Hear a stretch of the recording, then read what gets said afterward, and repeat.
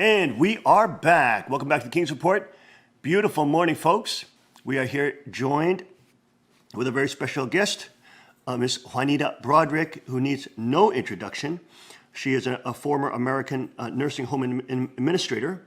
In 1999, she alleged that U.S. President Bill Clinton raped her in April 1978 when she was just 35 years old, and he was an Arkansas attorney. She burst onto the scene, especially when in her interview with Dateline NBC airing February 24th, 1999, Ms. Broaddrick told her story in public in full for the first time, this time stating that Clinton had indeed raped her. It is the most serious of the claims that emerged during the 1990s and comprise the Bill Clinton sexual misconduct allegations. Ms. Broaddrick, thank you so much for joining us this morning. It is such an honor to have you on the show today. Reverend Moon. I'm happy to be here. Well, it's so important that people who have gone through what you have gone through really stand up and tell their story. Time Magazine just did Person of the Year, and they had all these hashtag Me Tooers who are alleged victims of sexual assault. But of course, they did not include you on there because they seem to protect the left and the predators, political predators on the left, who use political power to go about, exerting themselves over the peoples of this country or democracies, and of course using their power to take advantage of innocent people. So we're so grateful that you're standing up and sharing your story. Maybe you can tell us a little about your background and, of course, how and when you met former President Bill Clinton. Well, I'm happy to share that with you this morning. I was a nurse, and I enjoyed so much when I would work for other people in the geriatric field. I loved working with the elderly. And so after a few years, I was able to build my own nursing home. And that was just a dream come true. I was doing something every day, going to work, enjoying it, and loving my life. And then probably 3 to 4 years after I had started my own nursing home, I had heard about a candidate that was running for the governor of Arkansas. And a friend of mine said, "Would you like to go to the campaign meeting?" And I said, "Sure, I'll go down there." And I ended up volunteering, going out in the evening time, putting up yard signs and handing out campaign literature for Bill Clinton. At the time, he was the Attorney General of the state of Arkansas. And it looked pretty much like he was going to become our governor. He was so charismatic. It was so easy for him to get his message across in all of his TV commercials. So I joined as a volunteer in his campaign. And about a month after I began volunteering, I had a call from the campaign office requesting that my nursing home be on his local tour of meeting all the people in the community. And I was excited. I thought, man, this is really something. He's going to come to my nursing home. And we got ready and were prepared for him. We had a big banner outside, and we all had on our Clinton for Governor buttons, and it was an exciting day for us.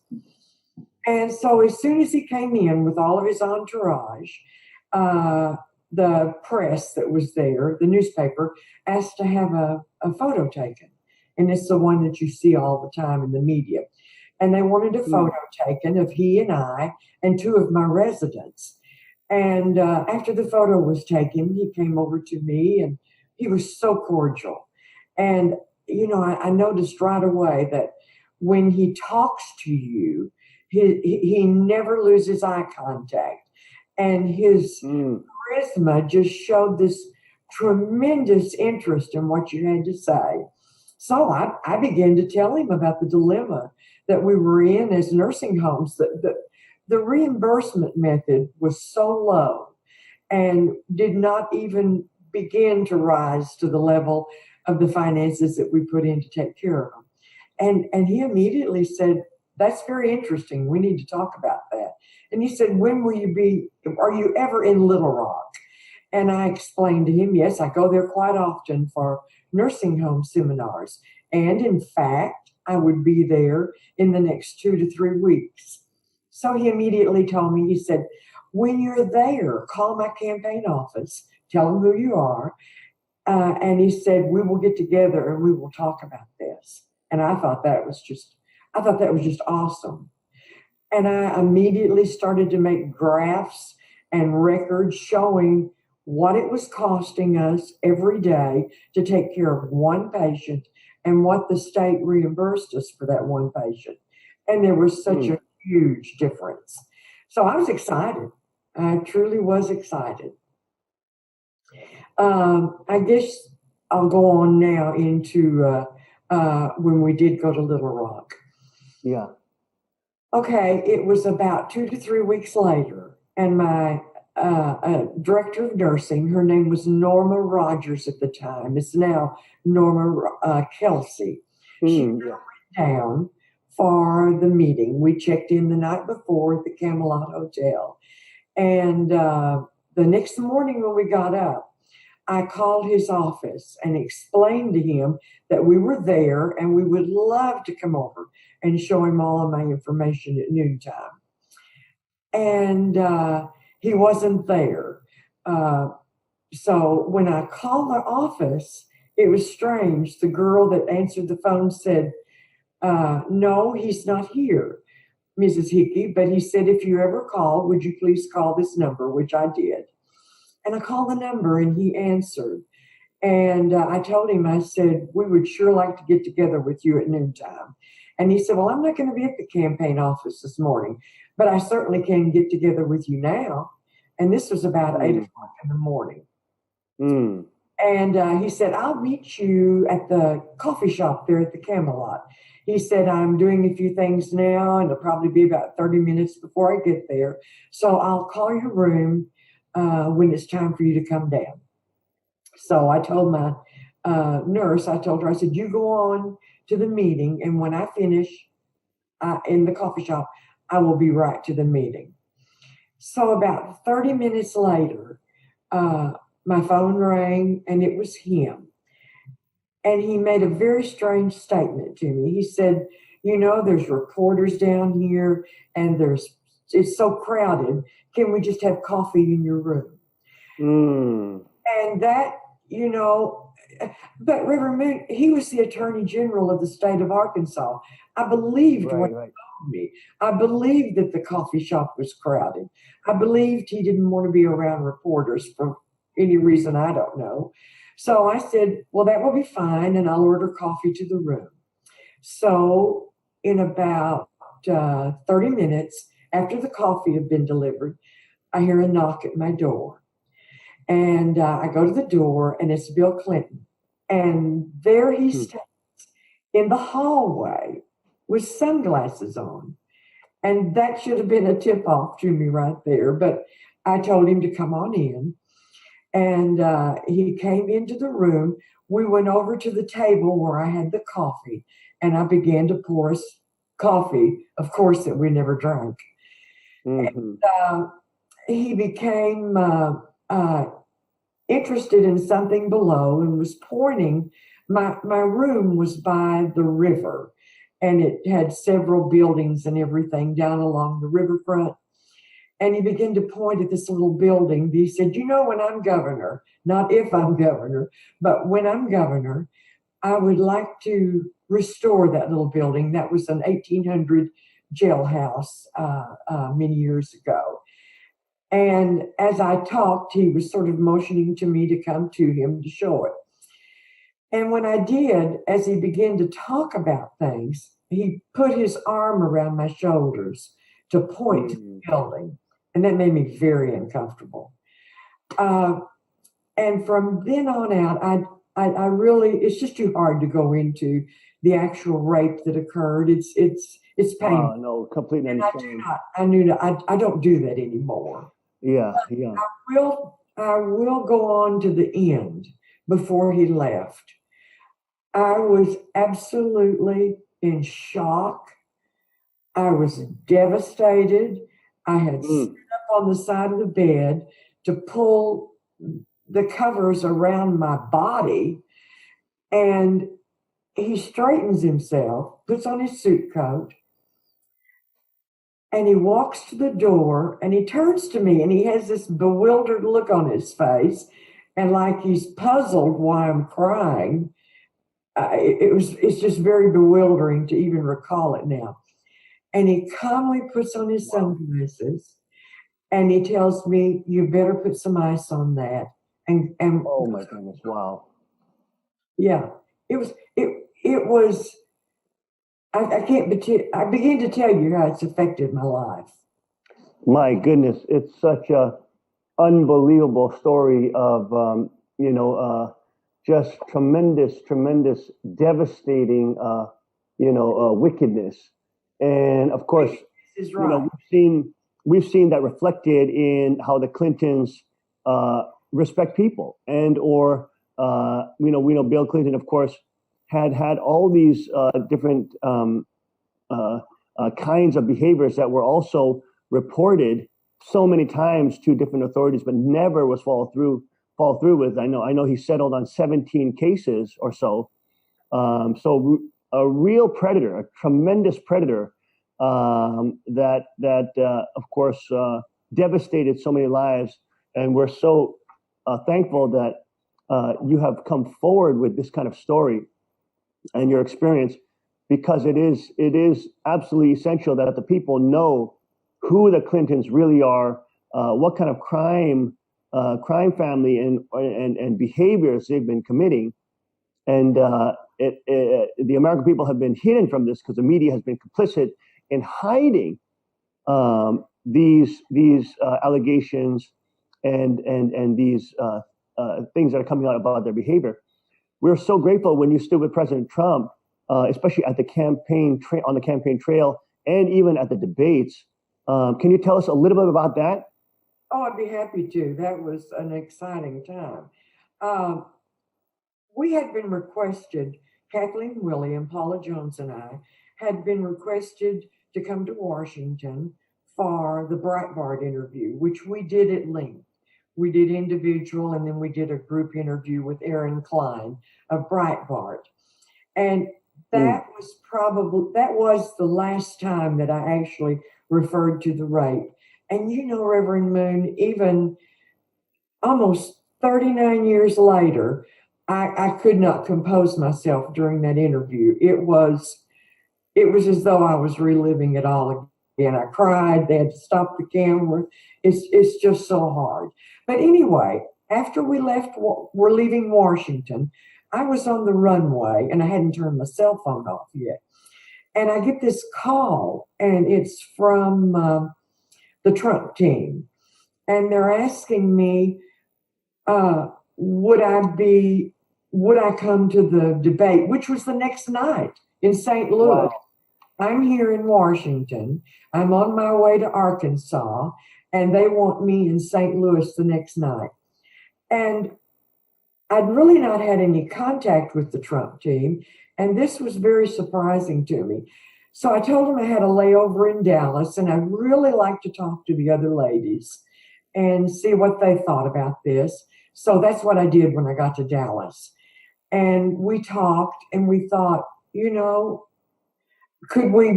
are we being used? And my statement to them was, I didn't care. I didn't care the reason.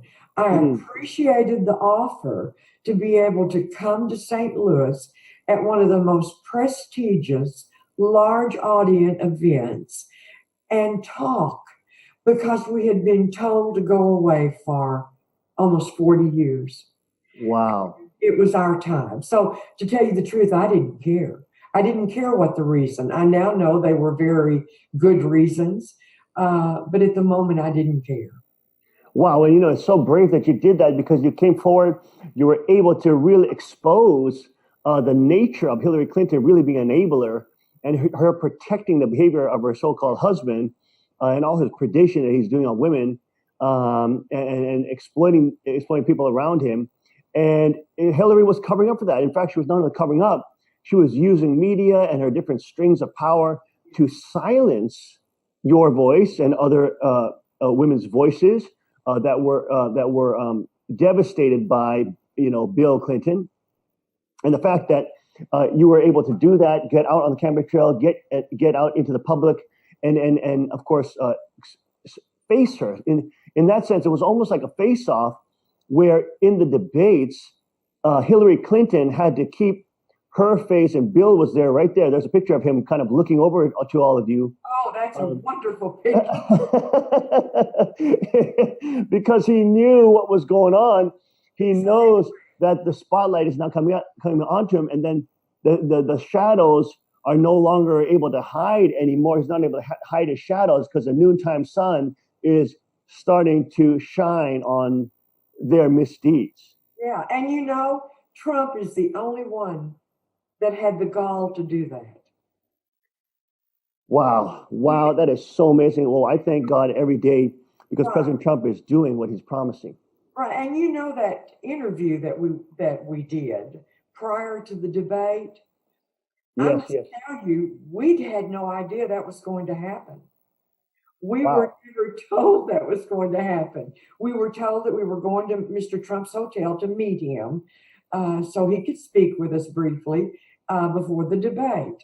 And we went there, and we were in this lovely big room, and then all of a sudden, they asked us to go into an adjoining room, and we walk in, and here's this long table for 5 people, and they told us where to sit. And so after Mr. Trump came in and sat down with us, it was Kathy Shelton and Paula Jones and Kathleen Willey and I. Mr. Trump said, "Let them in." And we all looked at each other and thought, "Let who in?" So, wow, and the media was all there too. Yeah, and when they walked in that door and looked at us in this shock, I mean, they were shocked. We were looking back at them with the same expression and thought, "What is going on?" And I don't know if someone failed to tell us. I don't know if it was planned that way, so it could be, just off the cuff, just because we were all truthful people, and they knew that that's how it would come out. But all of a sudden, he said, "These ladies would like to make some statements," and my mind just started in a whirl trying to figure out what I was going to say by the time it got to me. But I'm glad I did it. I'm so happy. Oh, we're also, the American people are rejoicing that you and others are coming forward and telling the truth, because so many people on the, especially with CNN, MSNBC, constantly covering up for the Clintons. Yes. So many young people too are so disinformed about the Clintons. They think they're literally like, the saviors of humanity, thinking Hillary Clinton through the Clinton Foundation is helping, solve world poverty and helping Haitians, even though she stole 93% of the Haitian money that she raised. I mean, it's just absolutely ridiculous what this crime family has done. It's criminal. It's just unbelievable. Criminal. Absolutely incredible. And even their head of former head of the DNC, Donna Brazile, has come out saying Hillary Clinton, after the whole issue with Seth Rich's political murder, which they of course deny, but everybody knows the guy walking home and he was shot, I think, in the back of the head or a couple of times, and then they said it was just a burglary when he had nothing stolen from him. Donna Brazile has come out publicly saying that she feared for her life as well. So this blood trail goes along with the Clintons in Arkansas, and with the running of drugs and narcotics through what is it? That little town in Arkansas that they were doing that. Yes, I think I'm unbelievable. Where that was from. It was down by Texarkana. Yeah, and just there's all sorts of people that were disappearing. I mean, there's plenty of documentaries and studies on that. But we're so grateful that you were able to share what you did and stand with President Trump in exposing the Clinton, because it is time that they're exposed. Yeah, that was really strange. How excellently that they held that from the media. we were hid from the time we hit St. Louis until just before the debate. They wouldn't allow us to come out of our hotel rooms, and they were so nice, Wow. just trying to get everything they could. I have a funny instance. They told me that I couldn't, they didn't want to travel under my own name, but I had to, of course, with my passport. But they said a gentleman in the waiting area, the chauffeur, would be holding up a sign that said Jane Morgan. So I was looking all through the airport for the name Jane Morgan. And when I went up to him, I said, "I'm Jane Morgan." And he said, "Sure you are." Amazing. Wow, that's so interesting. Now, getting back to that very traumatic experience that you had with Bill Clinton, definitely a predator. We've heard that he also when he assaulted different women, he had like a signature biting of the top lip just to dominate the person. And so just such a wicked, wicked, wicked man. And of course, here, one of the things was after the incident with Bill Clinton, many people were asking, why didn't she come forward after the incident with Bill Clinton? Maybe you can say a couple points on that. Oh, listen, I'd be happy to. You're too young, but back in the 70s, you just didn't, most women never came forward with anything like that. We were told men will be men, just deal with it. And that's what we did, Reverend Moon. We dealt with it. But you have to also remember, people will say, "Why didn't you call the police?" Bill Clinton was the Attorney General. He was the police. Right. Wow. And there's so many things that would have affected my livelihood. Oh, yeah. Our nursing home, my nursing homes were under the direct surveil and any fines that we might have that came our way directly through the Attorney General's office. And the Attorney General was directly responsible to the governor, which Bill Clinton became. I just needed to forget this. I blame myself for allowing this horrible man to come to my room, trusting that he had good intentions. You know, it's amazing because a lot of people seeing the power of some of these political, predators who sort of go and want to build up this huge apparatus to centralize power so they can even have more political power to get their way and be above the law and just be completely untouchable as like gods walking the earth is literally what they crave. It's like I could totally see how that created so much fear in anybody's mind, anybody's heart, because of how much political power and how much devastation they could wreak upon you just as a private citizen. Right. And it's not only the fear of death, it's the fear of retribution to your livelihood. Right. They can come after you in a very vindictive, vengeful way and almost try to silence you as a way to say to you, hey, you should have shut your mouth. You should have never done that. You should have just kept it between you and me. It's like classic predator nature to get away and kind of just like laugh at their victim and see them helpless and not able to do anything about it and actually enjoy that. It's absolutely sick behavior. Oh, people say, psychologists says it's not about the actual sex act. It's about power. Right. Being powerful over someone. Wow. And that's why so many of them are so attractive. My father always railed against communism. Of course, he fled from North Korea because he was getting in prison for preaching the gospel and doing ministry, etc. He was getting tortured, etc.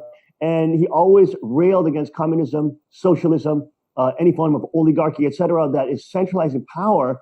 And really, we see it as a type of political Satanism because it allows the environment, when you centralize power to that few individuals, it allows them to be above the law, to be basically untouchable, and they can get away with anything they want, the most deviant behavior. I mean, I thank God for President Trump because he's going after the child predators. He's going after child sex traffickers. He's arrested over 10,000 of them during his 1 year in office. I mean, he is going after this wickedness. Oh, I agree. I agree completely. And I think he's about the only president that would have had the strength to do this, regardless of everybody else, what they say to him. And if you'll notice, many times his statements that are taken as ridiculous turn out to be very factual. Absolutely. It's like CNN, MSNBC always trying to say ridiculous, ridiculous. And then what he says, boom, it gets confirmed. And again, they're trying to say Russia collusion, collusion, collusion. Now it comes out Hillary is the one colluding with Russia. Podesta is the one colluding with Russia. It was the Democrats and the neocons that were colluding with Russia, not President Trump. Oh, that's so right. Oh my goodness, so many things to talk about. We're going to be right back after this short break with more with Miss Juanita Broaddrick. Stay with us.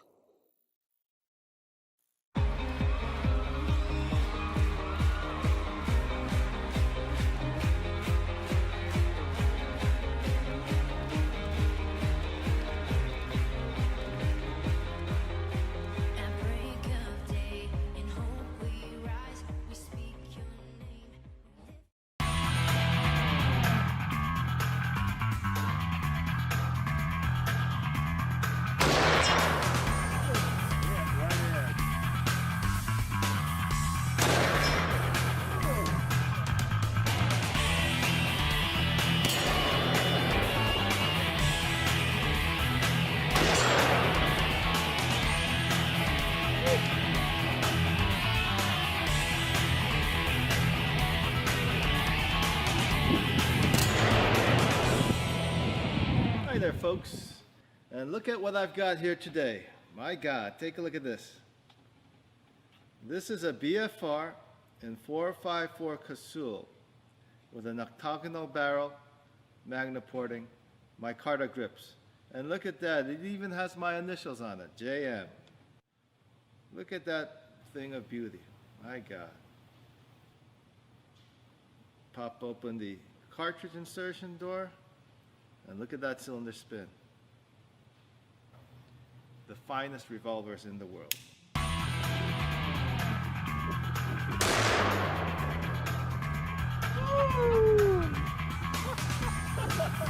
That's the cannon. That's the cannon. Oh, man.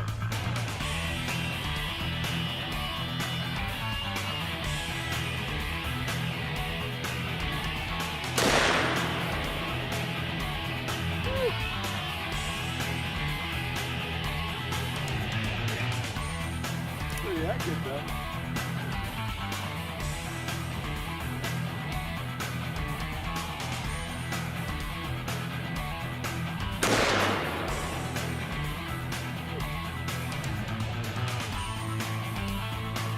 That's our target.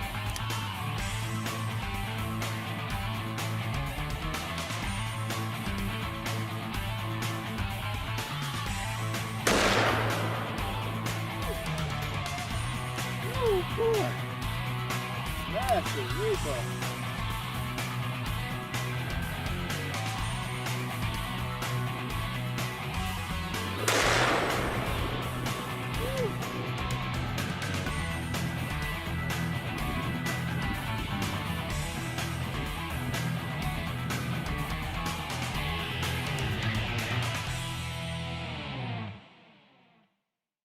Car Arms, Magnum Research, and Auto Ordnance.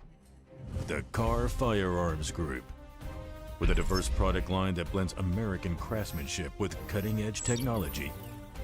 It's no secret why gun enthusiasts choose Car Firearms Group. From the Desert Eagle and Baby Desert Eagle made famous by Hollywood. The history of the 1911 and the Tommy gun. To the best in compact concealed carry. Car Firearms Group is not only the first name in personal defense, it's a name that has earned the respect of gun enthusiasts around the world. Concealment, innovative technology, value, accuracy, and history. Car Firearms Group. Made in the USA. Visit car.com today.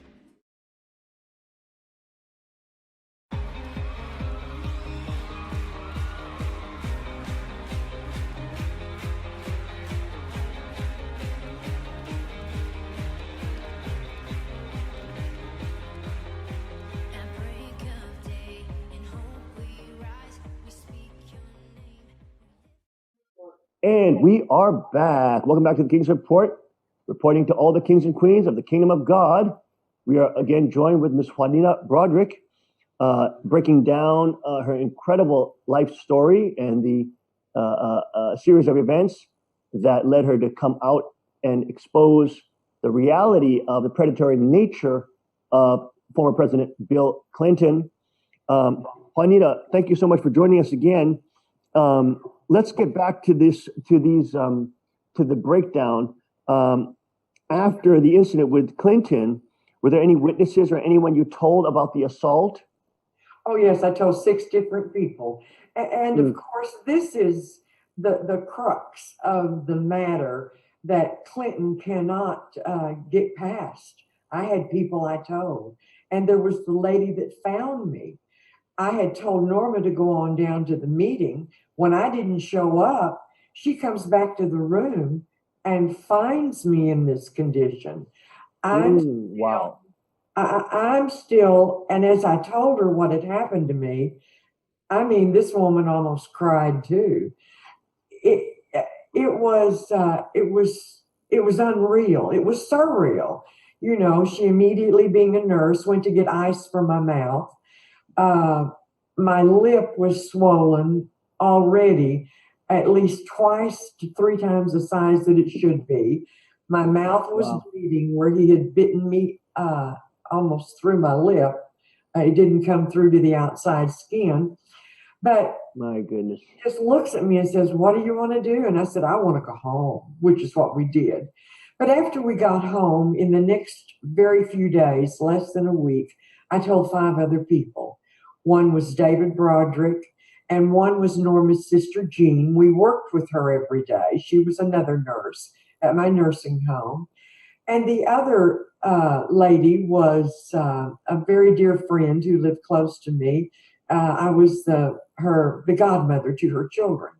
And then the other 2 ladies that I told, I saw every day in a social way. They were friends of mine from the old nursing school days. Wow, incredible. Now, they were claiming that you were denying the rape with Bill Clinton in a sworn affidavit in the Paula Jones case. Right. Give us your take on that. Okay, here I am, approximately 20 years after this incident, and I had been so successful in covering this up and trying to go on with my life.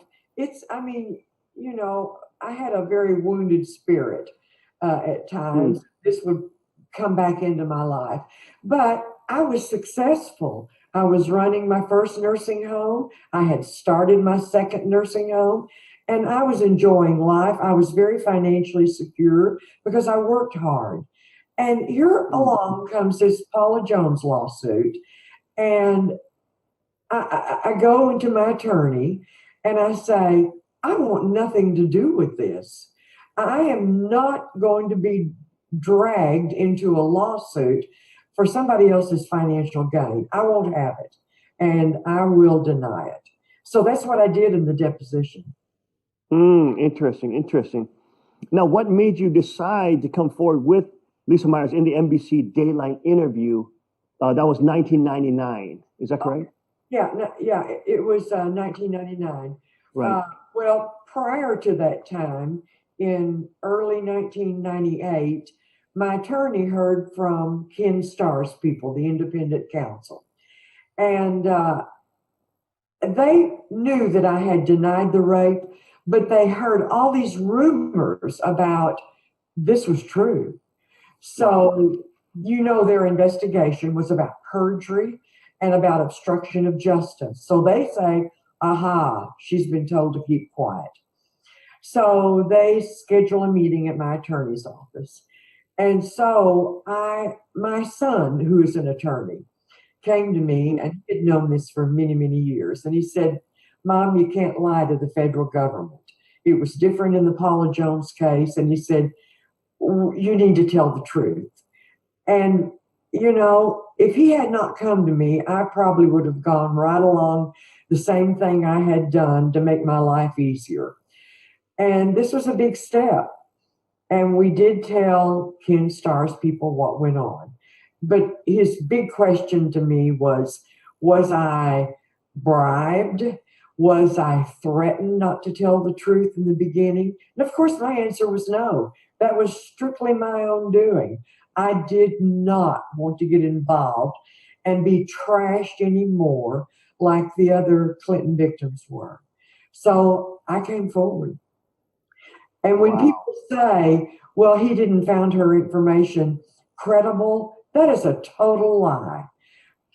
Dave Shippers, who was the lead counsel, and his investigators knew that I was telling the truth, but there was no way that could be involved in the impeachment hearing because it had to do with Bill Clinton's perjury and obstruction of justice.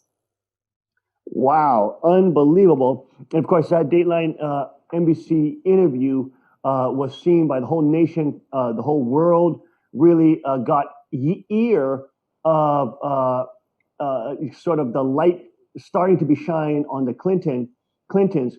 Of course, they tried to cover that up really fast and try to just say, oh, he's creating he has a great legacy of creating a booming economy, and they just try to sweep it under the rug all the time. But it remains a historical record of you coming out and beginning the expose of this incredibly corrupt crime family. And you know what's interesting about that, Reverend Moon, is that my sealed records in the Congress were Dave Shippers and his group wanted people to go and look at them. They knew that my records could not be brought to the impeachment hearing and to the committee because it had nothing to do with obstruction of justice. But he begged them. He said, just go hear her testimony. And not one Democrat and approximately 10 Republicans, they never went to look at it. They didn't want to know. That's not what they were there for. But I thought that was interesting.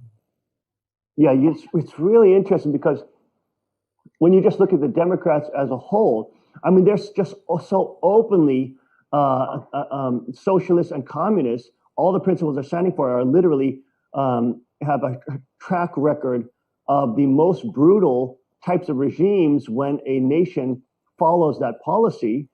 And I'm not saying the Republicans are any better in terms of the neocons. They were also creating a tremendously dangerous centralized state. I'm just so grateful that President Trump is standing up to decentralize America once again and get, power back to the people. Yeah, me too. And I think that it's just his saying, drain the swamp. That has to be done. There's so many Republicans that are still in Congress that cannot get used to this new leader. And I'm hoping that maybe some will in time, but this man has America in his heart. He wants to do what's right for America. He went away from a billionaire job to work 14 hours a day for us. Yes, that's right. Well, it's amazing because I really believe President Trump just loves human beings. He loves people. He's just a lover of people. He wants to see people succeed. He doesn't want to screw them over. He doesn't want to abuse them or exploit them like slaves. He doesn't want to make the population and he doesn't want to support systems that create slavery and slave castes and oligarchies and super rich, super elite classes like the Clintons. He really is out for the common person. He was on the construction sites building with the folks, under his father. So he's been, he's really called the blue collar billionaire, and he's out fighting for the normal man and woman who is out there working hard, being good, trying to, be the best they can be, trying to put food on the table, and trying to just serve their community. Yes, exactly. And why can't they see that? It's unbelievable. They say that amongst the population, there's about 10% which are psychopathic, and then there's about 40% which is sociopathic. And psychopathic are the ones like Bill Clinton, the Clintons, Hillary, criminal Clinton. These people who are just brazenly predatory in nature and brazenly above the law. And then you have the deep state people, or the 40% sociopathic class that goes along with them because they believe that through them they can get power and money and whatever.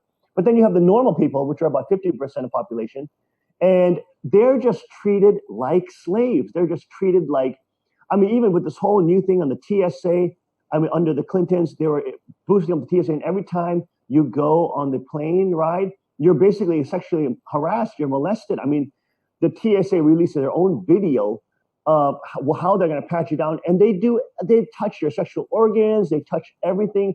I mean, it's so crazy. You would never do that to the Queen of England. You would never do that to a king or a queen. And it's like these political Satanists, spiritually, they see themselves almost like, I don't know if you're a spiritual person, but in terms of when we look at it, in a spiritual way, God gave sovereignty, and he gave, the blessing to his children, Adam and Eve, not the angels, not the archangels, who were to be their, he was to be their servant, not their master. And God said, be fruitful, multiply, and have dominion of the earth to his children, Adam and Eve.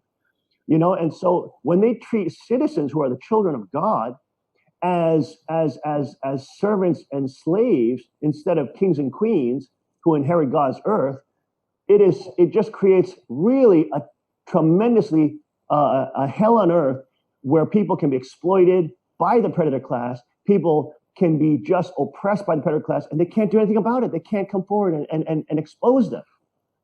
Yeah, you asked if I was a person of faith. I'm definitely a person of faith.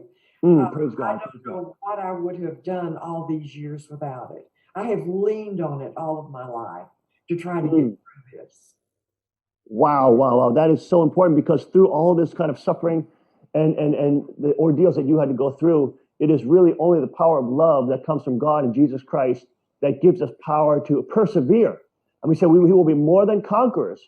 Right. And and one thing that my pastor has asked me, and it's a difficult question.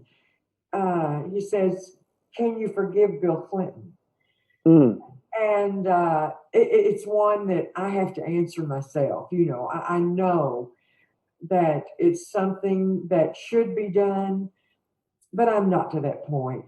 And it's been 39 years. I don't know if and when I ever will get to that point.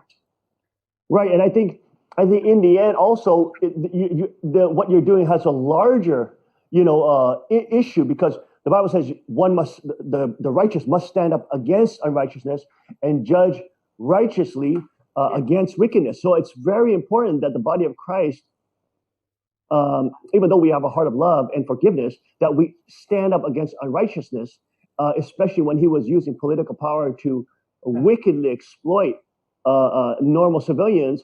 And of course, there are many people, ladies who have come forward as yourself, who have alleged and who are bringing their stories against the Clintons and Bill Clinton in specific. And I believe he settled on already 17 cases. So there's a lot of evidence to what kind of predator he has been. Yeah.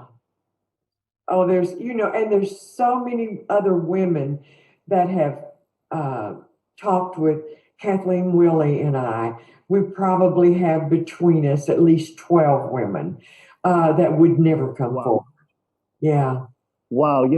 And I think they're really worried about is that whole Lolita Express. Bill Clinton was on the pedophile island running Jerry Epstein's private plane. He told the Secret Service to stand down, and he went to that pedophile island over 20 plus times. Hillary was there 6 times.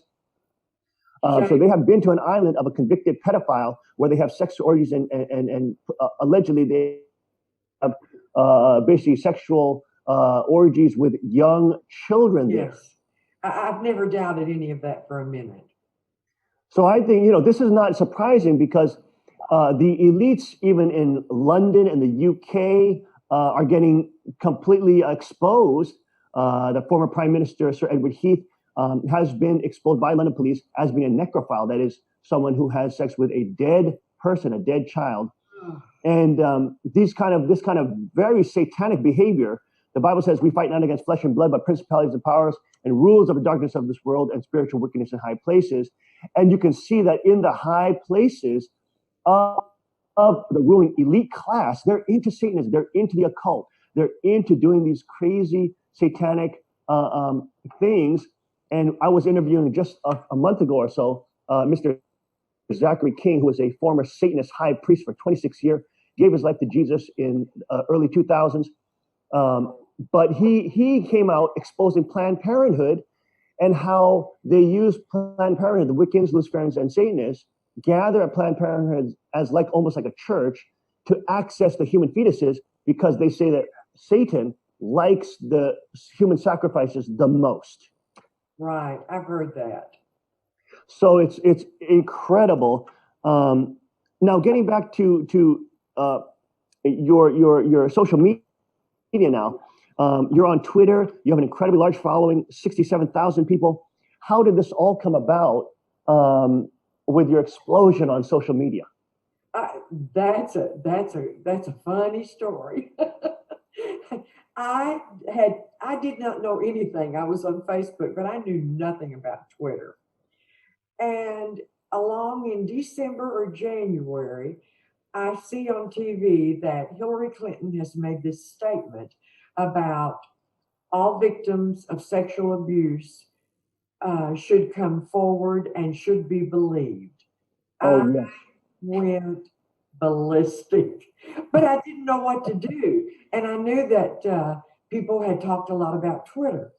So when my grandson got home from school that day, I called him and I said, how do I use Twitter? I need to make a statement on Twitter. He did not know what I was going to tweet. We didn't tell him 2 to 3 months later, we because he didn't use Twitter.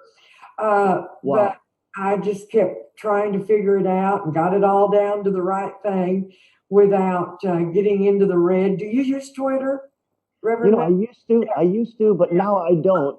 Oh, I'm surprised they didn't censor you. It was so difficult for a senior citizen to. So finally, I'm sitting at my house and I have it all lined out on my phone what I want to say, and then I click tweet. Wow. And all devil broke loose. Wow. Phone, and this isn't anything any different that I had not said for the last 20 years. There was no difference. It's just it was clear. It didn't have to go through the media. It went directly around the world. And wow. my son called me. He didn't know I was going to do it. He guards what I do. And he called me and he said, do you realize what you've done? Amazing. And I did not. But what's really interesting about this is within a week or two after my tweet went viral, Hillary Clinton removed from her website, You Should Be Believed. Wow. Oh my goodness. Isn't it funny how they changed their little,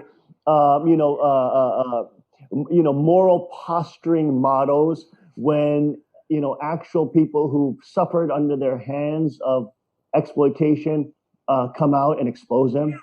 Yeah, the audacity of that statement coming out of her mouth after the way she harassed and threatened and treated her husband's victims. I bet her staff thought, oh, you made a big boo-boo. Boy, I mean, there's a problem. This is like their biggest weakness as well, because they're so arrogant and they think they're so above the law. They think that actually people will buy. They think people are so dumb that they're going to buy the lies of known liars. I could not believe it.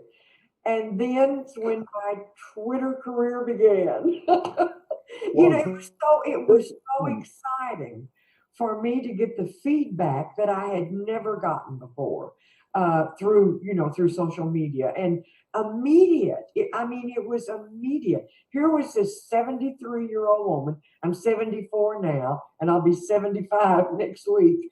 But wow, bless your heart, bless your heart. Here I could sit in my own home and say anything I wanted to say without somebody asking me for an interview. It was delightful. That is incredible, and we're so happy the president tweets to us every morning. We follow his tweets, even though I'm on Twitter, I'm checking the tweet stuff. Maybe we should make a tweet, Tim. We will make a King's Report tweet, and we should follow Miss Broaddrick, and of course the president as well. Uh, But that is so fantastic that you bypass all the media. Of course, the president is doing it too, yeah. and you're able to just talk to people, basically, tweet by tweet. Yeah, it's exactly what happened just before the second debate. The Billy Bush tape had come out, and Mm. and I stated, in my tweets that it was absolutely the most vulgar, horrible things that he said. But these were words, and that's when I tweeted that actions speak louder than words. And Oh wow, what an epic tweet! that Donald Trump may have said some very disturbing, horrible things, but I had been raped by Bill Clinton, and there was no comparison. No comparison. No, but it's funny how the left wants to say that your story is irrelevant and Trump's, Right. locker room talk Yeah, is horrendous. and that's when Mr. Trump retweeted it. Amazing, amazing, incredible. Now, of course, you stood with the president, and of course, you've been critical in standing up for him so that he could be contrasted with the person that was running against him, Hillary criminal Clinton, who was promising that she was going to get rid of our Second Amendment. She was going to confiscate all firearms that are legally obtained in these United States of America, that are the right that God has given us and our founding fathers given us. She was going to increase taxes, get rid of basically our sovereignty. The Bible says, "Let no man take thy crown," and our whole Iron Rod Ministries is about crown and iron and the rod of iron, because the crown symbolizes our sovereignty as children of God and people in Christ, whom God promises, the rule with as co-heirs with Christ in His kingdom, and of course the rod of iron, which is our defense against predators and wicked spiritual dark forces. And she was upfront about it. She wanted to change the structure of America, bring in gender dysmorphia, bring in the homosexual political agenda at high speed. She wanted to force transgender bathrooms and make children confused at a young age.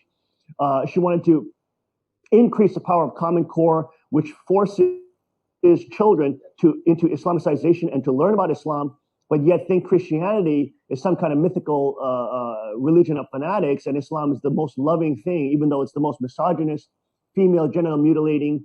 Prophet Muhammad had was a pedophile, had a marriage to a 5-year-old girl and was raping her by 9 years old. I mean, and it's legal to own sex slaves in Islam, holding the trans-Saharan slave trade for over 1,100 years, trafficking over 150 million Black Africans, all 2/3 of women, and of course 50 million other nations, peoples, including Europeans.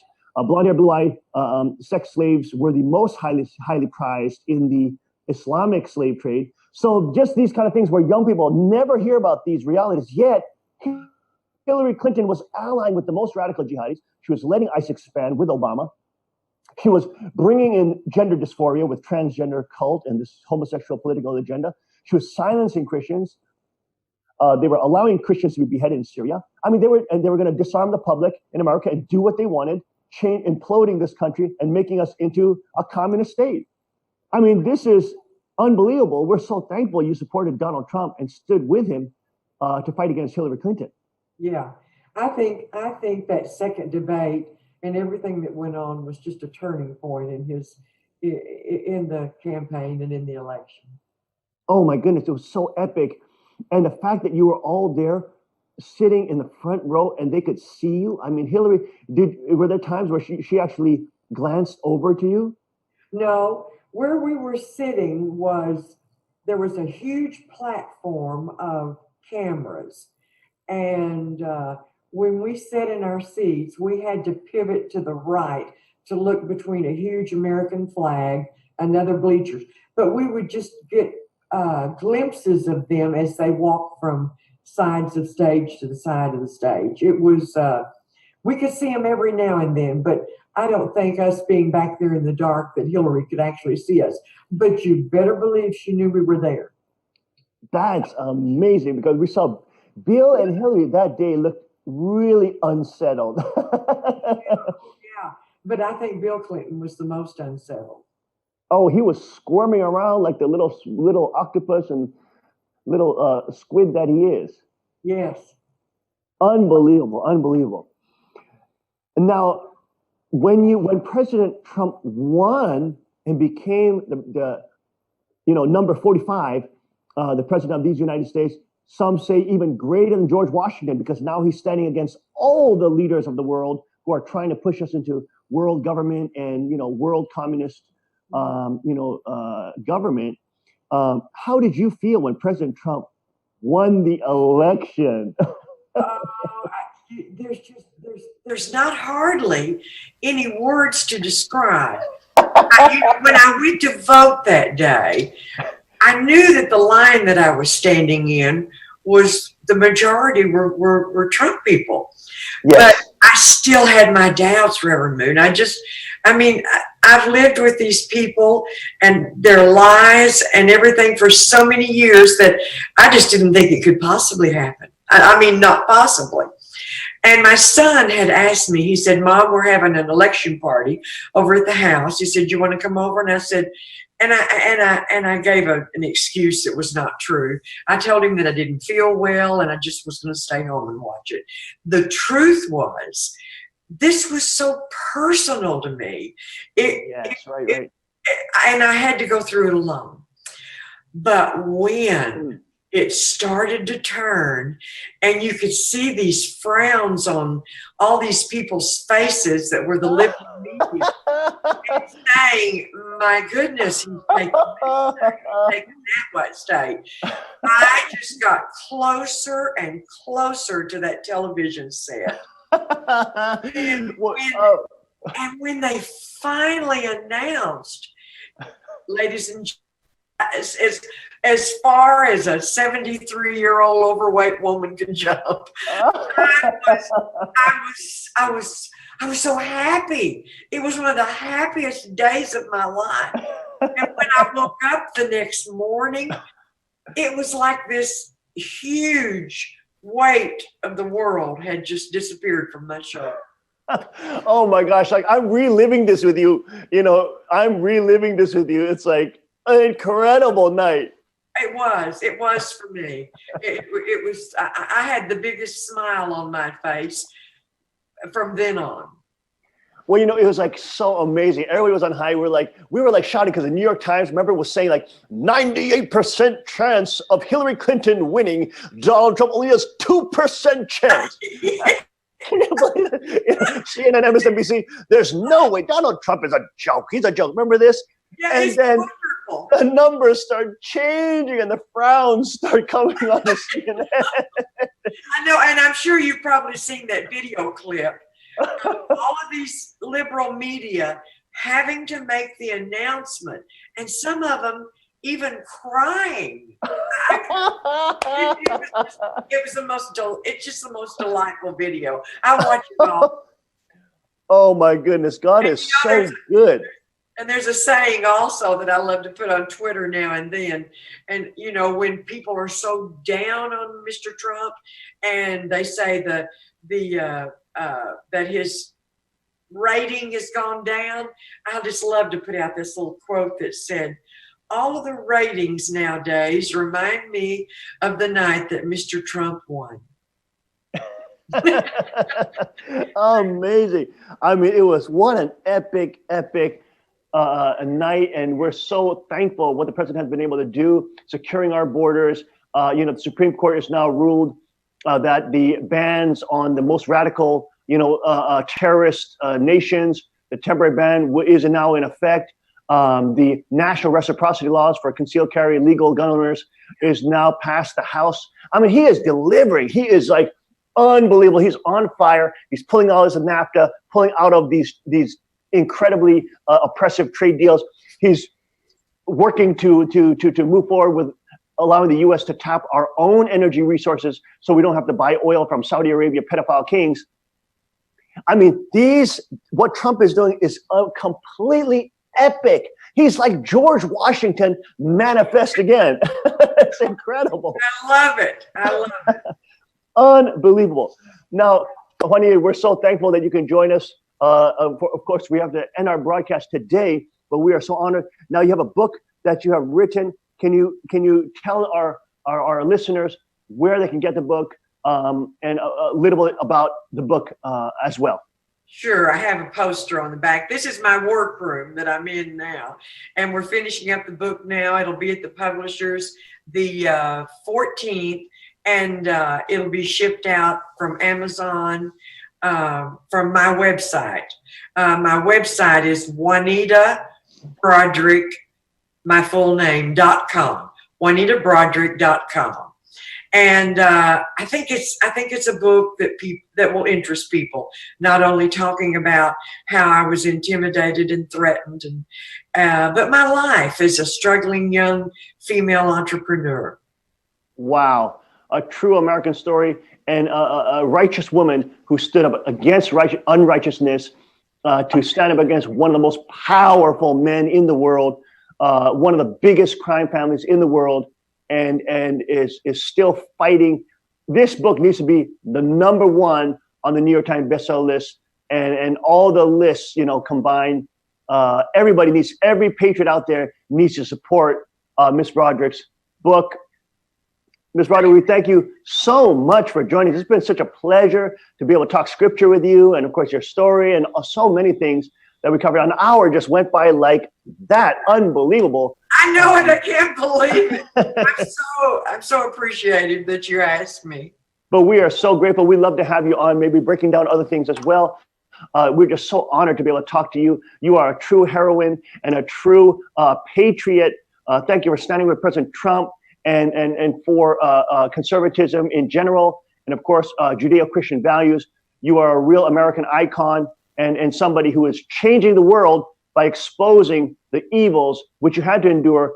But I think God is using it in a mighty way to bring his righteousness and the light of truth, which will cast away all darkness. So we are so grateful for the work you're doing. Everybody go support Miss Broaddrick's book. And that is at JuanitaBroaddrick.com. The book is, you might want to put some ice on that. Incredible title, very powerful. Everybody should go support it. Let's get it to New York Times bestseller, #1, international bestseller. This patriot, her story is absolutely iconic and absolutely epic. Thank you so much, folks, for joining us today as well. We'll be right back after this break with our final closing thoughts and prayers. Stay with us.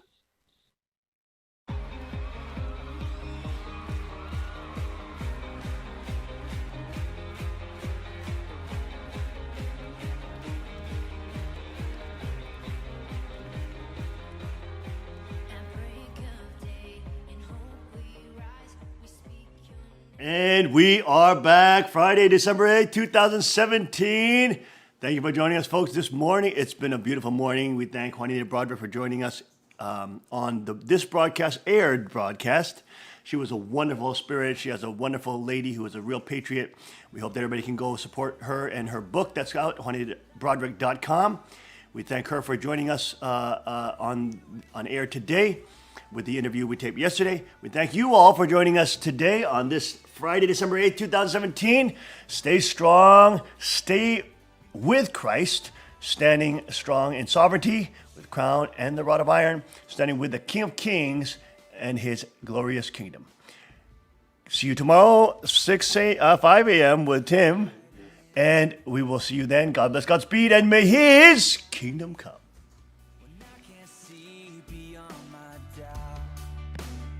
Silver lining when I've almost reached the end, like a flood you're